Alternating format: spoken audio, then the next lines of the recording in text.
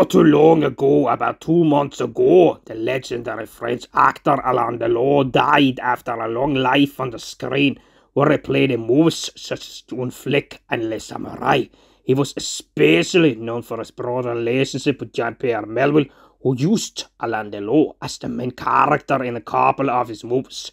Today, we will, as a tribute to this great French actor, take a look at what, in my opinion, are his 5 best movie roles. We start with the movie Mr. Klein, or Monsieur Klein, which is the French title. The movie is rather boring, showing a main character high on his life as an art dealer, but then he suddenly, after a mistake, is mistaken for being a Jew, and here is where you see a very great acting talent from Alain Delon.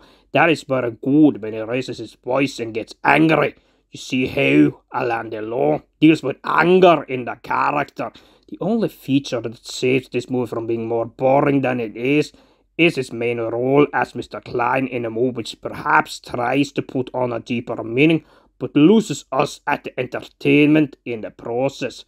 At the number 4, we have got Alain Delon's role as in the movie called Cercle Rouge, which is a slick heist movie that looks very much like the movie Jean-Pierre Melville did a couple of years later in Un Flick.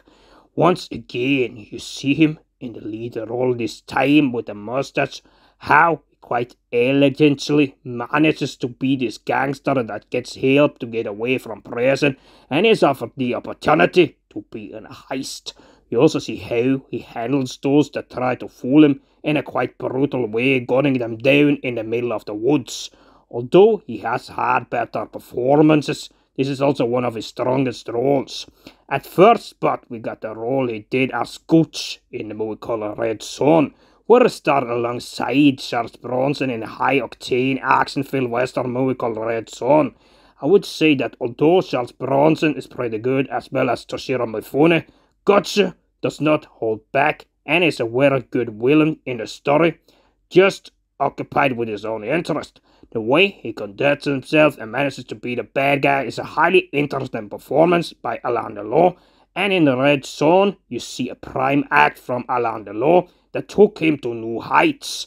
At the second spot, we have got his role as Jeff Costello in the infamous movie called Les Samurai from 1967, where he plays this hitman that is accused of murder, but then he manages to give himself an alibi to avoid custody.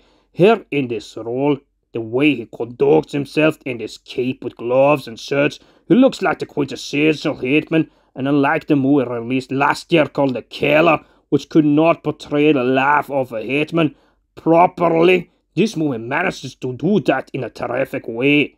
If we lay down the groundwork for the role he does there, you just see how believable he is in this role, and how devious enough he is to avoid being thrown under lock and key. Perhaps he is also naive as he trusts his black woman, but nonetheless, he does the expression of naivety and too much trust in other people in a fine way, and that's why this one is his second best role. At the top spot, we find Alain Delon now at the other side of the pond, as this detective that is out to get a couple of guys that is planning a heist in Paris. What makes this role so highly interesting and high of quality is because you are so used to see Alain Delon as the criminal in movies, as the notorious bad guy, but here in the role as this brutal detective, he manages to step out of the comfort zone in a solid way. When he uses this woman as an informant, he brutally talks to her, how he uses his force almost too much. You just see a detective that surely might have been inspired by Dirty Harry, but only in the French version of the movie. Also, when he is not given good enough information, you can see him slapping, you can see him getting heavily angered in a beautiful way, and that's why this is his strongest performance.